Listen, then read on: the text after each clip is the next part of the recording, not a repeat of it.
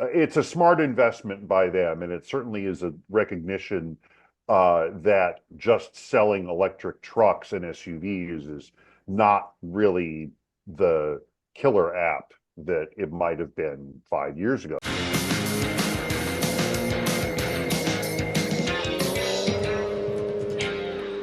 Welcome back to Car-Pinionated, our weekly show on cars, the car industry, and driving in general.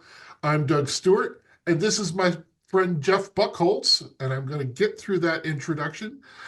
Jeff is a writer and editor and political reporter at WBBM Chicago. How's it going, Jeff? Happy New Year.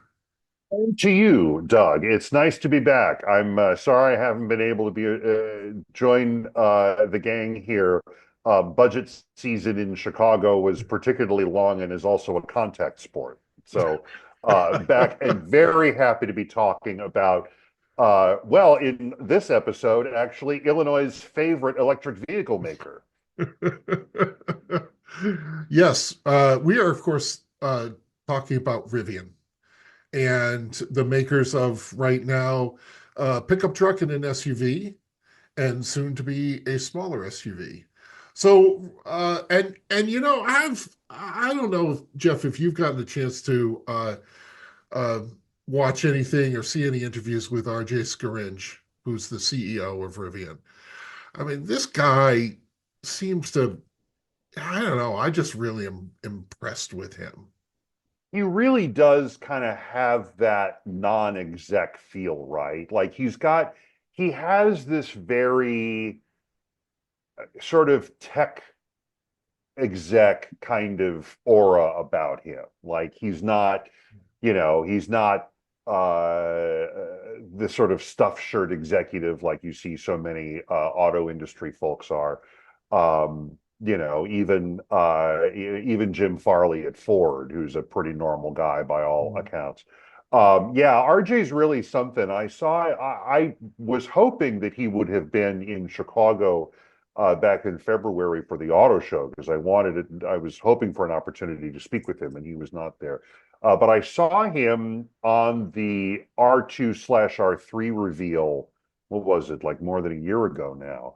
Yeah. And I got the same sort of, not really Steve Jobs, but it's certainly not as dark as Steve could be, but that same kind of, ethos about him. Yeah, Mhm. he's really something. I think he has a really interesting view of the industry, his role in the industry, and kind of the how the world is going. And it seems to me, you hear him now, and he doesn't, he's like, this is what we're this is what we have to deal with, and here's our way that we deal with it, and we're not moaning about it. We're just gonna like, this is the plan, right? So what they had most recently was a their automation day, which was back in early December, November, somewhere in that. And they revealed a new AI chip, the Rivian Autonomy Processor, which they've developed in-house, and will replace the NVIDIA chips that they've had in the models. And this new chip will be so powerful that it will drive their autonomous driving platform, which will come out on the R2, which is their smaller SUV. Um,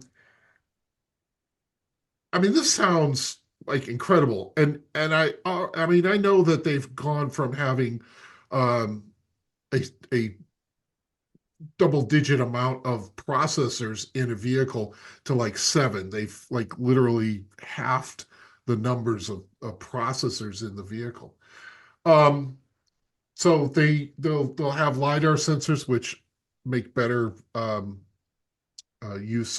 It's better at predicting traffic and better at seeing traffic in not great conditions, weather conditions. And the autonomy software is going to cost either $2,500 or $50 a month, compared to uh, Tesla, which is $8,000 or $100 a month. I think that's a screaming deal. Especially if indeed, and you're right about LiDAR sensors being more accurate in terms of sort of predicting road conditions and that kind of thing than the cameras that Tesla is relying on. And it's really smart for Rivian to be doing this, not just for Rivian, and obviously this will be as um, automated driving assistance becomes a thing that more people ask for in their cars. But it's also going to be really helpful, I assume, for their technology partner, Volkswagen, which of course is preparing the rollout of the Scout SUV and truck that we have gone on and on and on and on about on this podcast, and which is sort of in a glancing way very similar to the Rivian. It's a smart investment by them, and it certainly is a recognition that just selling electric trucks and SUVs is not really the killer app that it might have been 5 years ago, especially Mhm. not in the present regulatory environment, or lack of regulatory environment, maybe is the better term.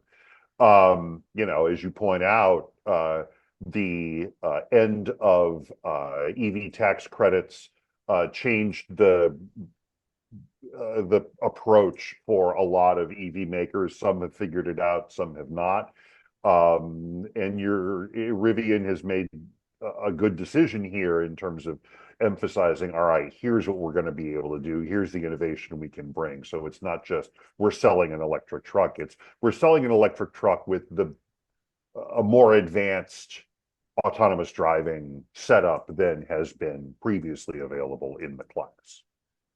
And and hopefully it's more reliable, because there are It couldn't be less. yeah. Well, it could be less, but then it'd be like I don't know. I can't come up with the analogy right now, but and I just think that they're poised for something. I really have been impressed. I see a lot of them.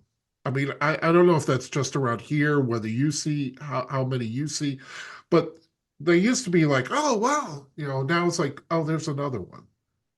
And I think, and I have seen a lot of them as well for a couple of years now. And I always assumed it was kind of geographic bias because Rivians are built in the state of Illinois, are built a couple hours away down in Bloomington Normal, at the old Diamond Star plant that used to make the Mitsubishi Eclipse, rest in peace, and its related cars. But yeah, I'm seeing a lot more of them elsewhere as well. When you see them showing up, when you see electric trucks pop up in Michigan, you know they're doing something. When I did see a few of those when I was in Michigan over the holidays. So yeah, they're out there. They've had kind of a rough business case year, and I know that Mhm. their stock took a little bit of a tumble at the end of 25, um, largely because of the investors looking for literally anything to latch on to. As a statistic noted that RJ sold off a bunch of stock, which apparently had been scheduled well in advance, but because he sold off 12,000 shares of Rivian stock, everybody started running for the exits. That feels like a blip to me. But I'm also not a business analyst. Uh, so we'll see. But yeah, they've sure got some cool stuff. I mean, the R2 is a really nice looking truck. The RV, or the R3 rather, is the boy, I wish they did the R3 first, man. Yeah. That would have been, talk about a killer app. That would have really really done well, or will really do well when it finally comes out. Especially even if they build them all in that green livery that they were showing with the orange accents. But even so, the R2 is going to be a great solution, and at that price point, I don't think it's an unattractive deal at all. No, it's starting at $45,000. Um, we'll see it within the first half of the year. Um, And it's like you said, it is being built in Illinois, and that is the problem with the R3. They're planning that for Georgia, and the Georgia plant has been very delayed. Yes. Um, so that doesn't show up until 2028, 29.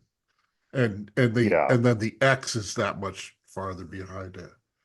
Right. But it's their volume. It's kind of analogous to what used to be with the Model S, and then you had the Model 3, right? Mhm. And this is the one that most people are going to buy. And if your price point is below the average selling price of a new car, and it's 13, because the average selling price of an RV, I remember, it's like $58,000. And so you're $13,000 below that Mhm. at the base. Yeah. And I'm getting used to the oval lights. The stadium graphic, they call it at Rivian. I got that. I learned that from the design director, who I did speak with at Chicago back in February. We had a great conversation about the R3 and the inspiration for a lot of the designs. Unfortunately, it's an interview that never aired because our recorder, the microphone in our recorder, was not working during Oh that interview. no. Oh Super no. disappointing. But the guy could not have been nicer. And the listening to him talk about kind of inspiration for how the stadium graphic came to be, and some of the design features inside and the textures and that kind of thing was really fascinating. I really like their interiors. I mean, Hmm. I like the lucid interiors, and I think that there's a lot of similarity too, but the fabric, the tech, it like, I don't know, it just feels like if you've spent that money, especially on the pickup truck or the that larger SUV, like it says something. It has some, you know, character to it. Yeah, we've talked, I know I've talked on this podcast about the how Tesla and other electric vehicles have sort of changed the definition of what a luxury car looks like on the Right. inside. It's we've a part of the civilization was lost when we got away from button tufted and loose pillow look velour, in my view. But it's not so much a lot of pleated leather and um, the sort of filigree on the insides, but there is a focus on technology, sort of accessible technology, Right. with a hint of your sort of open pore wood, kind of Right. a matte finish, really nice leather. That's what luxury looks like now. And yeah, if you're going to spend that much money on a car, you want to be able to see it. Right. Yeah, absolutely. Absolutely. And even if even the same stuff, sort of things transfer down to the smaller vehicle. And I think that all the stuff that they, wanted to redo from the first ones, they get a chance to, rethink, because it has glove compartments now. That's Hmm. a plus. Yeah. It just yeah, I like it a lot. I I don't know if you noticed this, but on the steering wheel on the R2 and I think it's on the R3, they have wheels, Oh, devices yeah. that are that have like detents, like you can Hmm. feel the change in what is, and it is changed by whatever you're addressing on the instrument panel. So if you have three choices, it clicks three times, and if you have eight choices, it clicks eight times, apparently. That's Hmm. my basic description of it, which I thought, that's just really, it's tactile and It's fun. clever. Yeah, yeah, and God knows, you know, they spend all their time being, electric car manufacturers spend all their time being clever about so many other things, and it's good to have something that is, has some meat to it. So, And is designed to improve the UI rather than, oh, I have to go into a subroutine on the screen to open the glove compartment, Yeah. or adjust the direction of the air vents, which is silly. Um, the so the SAE, Society for American Engineers, is that what they The are? Society of Automotive Engineers. Automotive Engineers has approved a new standard allowing blue-green marker lights to indicate when a vehicle is operating autonomously, and that breaks from the century-old amber and white only rule. Oh, That's okay. cool. Okay. That is cool. And um it's distinctive enough from the sort of blue lights that we associate with emergency vehicles or Hmm. police cars. That's actually kind of that's actually really smart. That's a What great. it Yeah, what it sounds like is that maybe the like the headlights. I'm not sure. I only have this one line to go by, but it could be that. It could be a separate Huh, marker light system. I don't know. I don't know. yeah. But I could Um, see, uh as popular as sort of signature lighting elements are on cars now, you could totally see like a an accent light in the mm, front, sort of the down the road graphic, changing a color, like let's say the Lincoln logo on an Aviator changes color to blue green yeah, when it is under autonomous control. Maybe that's what mm, they're talking about. yeah. That would actually be really helpful, I would think, for other drivers, Hmm. especially. Hmm. Um, let's take a break here, and we'll be back in a minute.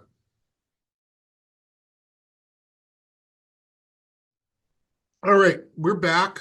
Um, so, Jeff, I wanted to ask your opinion. We discussed this several weeks ago with our resident expert of the F-150 Lightning, my brother Dave. And since then, there have been some developments, and Ford is kind of saying, you know, we have a better idea. um, and they're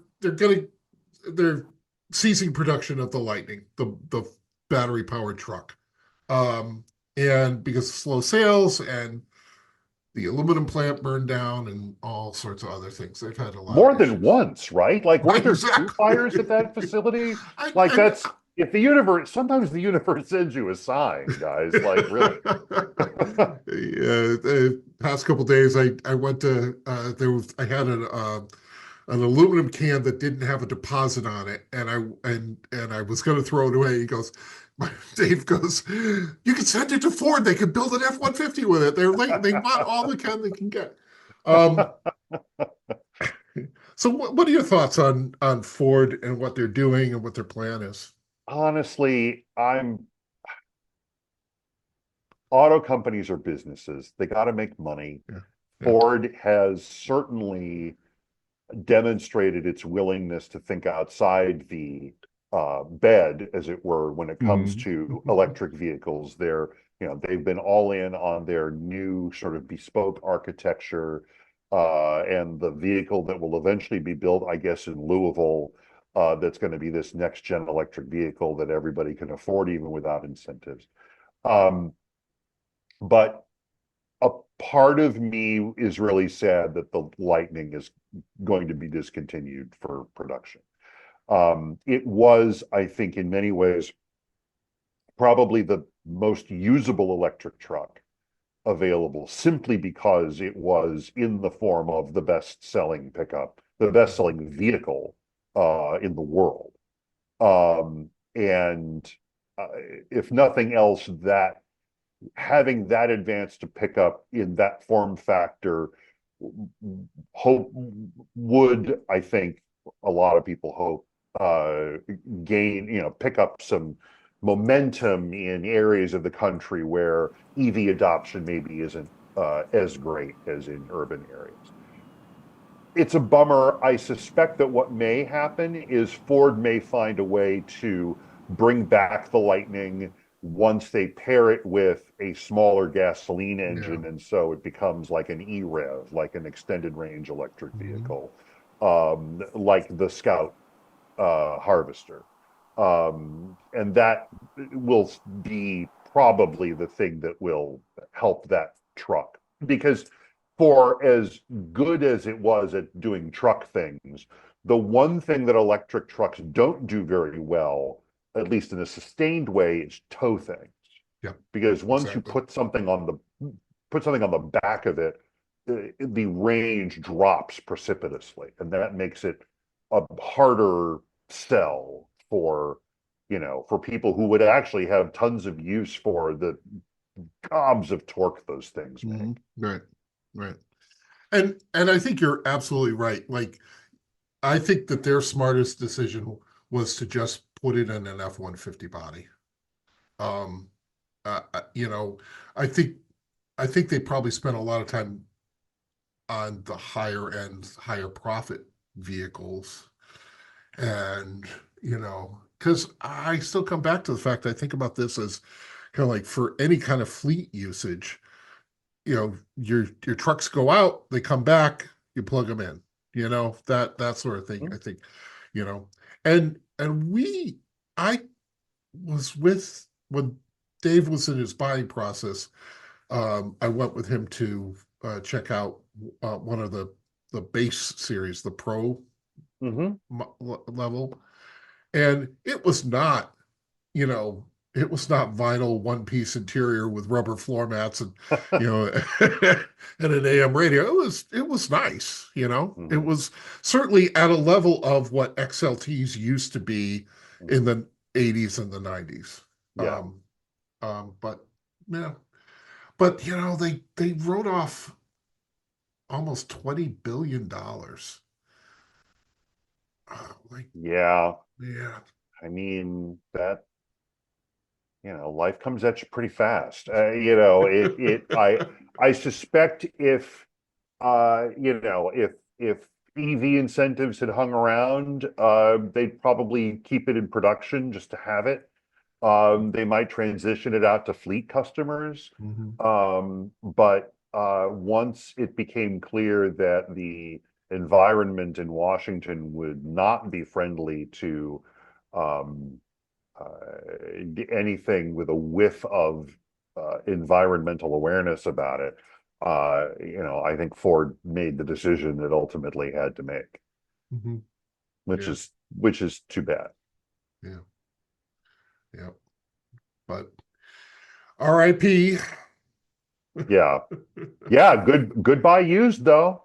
Yeah. Oh, excellent used. Excellent. And I think you can say that for all the EVs. Like, Hmm. buy it used, a couple years old, off lease or Yeah. whatever, and Yep. you know, and did I hear? I think I heard the other day that the vaunted Cybertruck is sort of brushing against $39,000 on the used market, That wouldn't which is surprise me. wild. That is wild. Yeah. Yeah. Considering that there's still, by all accounts, hundreds and hundreds and hundreds and hundreds of them that have still not been sold and are Yeah. sitting in parking lots in, all over the country. Hmm. The was it Hertz? I think it was Hertz had a whole bunch uh the base Pro Series, whatever they call their Pro Series pickup Silverado EV pickup trucks Mm-hmm. for sale across the country at Mm, different places. This was several months ago. mm-hmm. I don't know. I don't know if they still do, but and they were at really decent prices too. Yeah. Um, they kind of looked steelies and no ornamentation whatsoever. But Yeah, but if in a lot of cases the sort of base spec looks the best. I yeah. mean, there's very little argument that the best looking Maverick is the XL. Anyway, all right, we're going to wrap it up for this week. Um, Thanks for joining us. Remember that you can see more episodes of Car-Pinionated on our YouTube page. So like and subscribe, and we will see you next time.